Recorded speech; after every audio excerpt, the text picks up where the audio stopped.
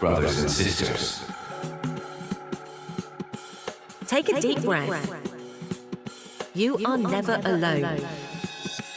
God's presence is always here. Open your heart. Cleanse your mind and receive today's scripture.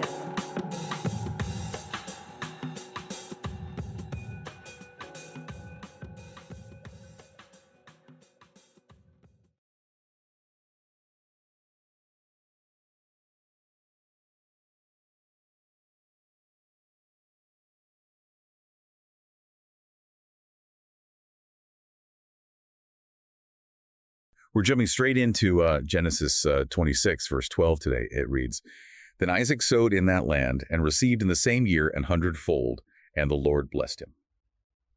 Okay, so Isaac planting seeds during a famine?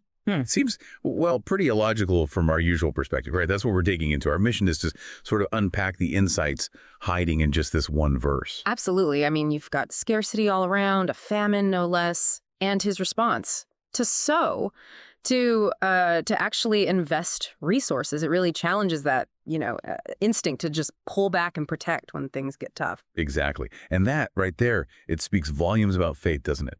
This isn't passive hoping. Isaac's actively putting something valuable on the line. He's trusting in something beyond the immediate grim reality. How often do we face our own versions of famine, maybe lack of time or funds or even just opportunity, and, well, we just freeze? That's such a good point. We default to inaction sometimes. And Isaac's action here, his faith in action, it triggers this fundamental principle, sowing and reaping. We see it pop up again and again, but the result here is just extraordinary. A hundredfold return. A hundredfold. And notice it says, in the same year. So this isn't some far-off promise. It suggests an immediate, almost surprising kind of blessing. Makes you think, doesn't it? What seeds are you planting, even when things look a bit bleak?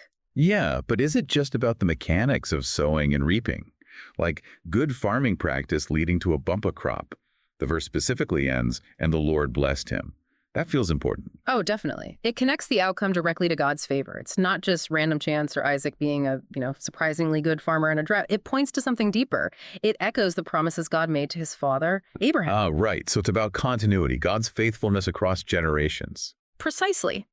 Think of that covenant with Abraham as this foundational promise. Isaac's blessing isn't just a standalone event. It's him stepping into and God honoring that ongoing relationship, that promise of provision. It adds this whole layer of meaning. It's about being part of a bigger story, not just a single successful harvest. Okay, so taking all that together, this verse is really pushing us, isn't it? Pushing us to consider living by maybe a different set of rules.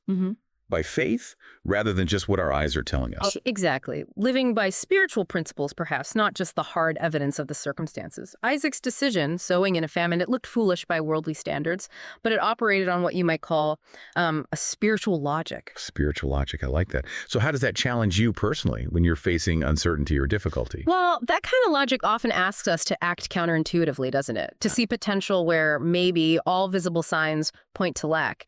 What really stands out is this idea that trusting a source beyond our immediate grasp, beyond our control, can unlock things we couldn't even imagine otherwise. Right. Okay, so let's quickly pull the threads together. We've touched on God's faithfulness, even when things are tough, like in a famine. Yeah, and that powerful principle of sowing and reaping, but with that hundredfold, almost immediate return. And the idea that blessings are, well, more than just material things, they're tied to promise, to relationship. And ultimately that call to live by faith, to operate on that, that spiritual logic we talked about. Makes sense. So maybe here's something to mull over as we wrap up. Think about a challenge, maybe a famine in your own life right now. What might it look like for you to sow into that situation with faith, even if it feels completely illogical? What kind of unexpected hundredfold return could be waiting, maybe not money or crops, but perhaps growth or an opportunity or restored relationship? Something to think about.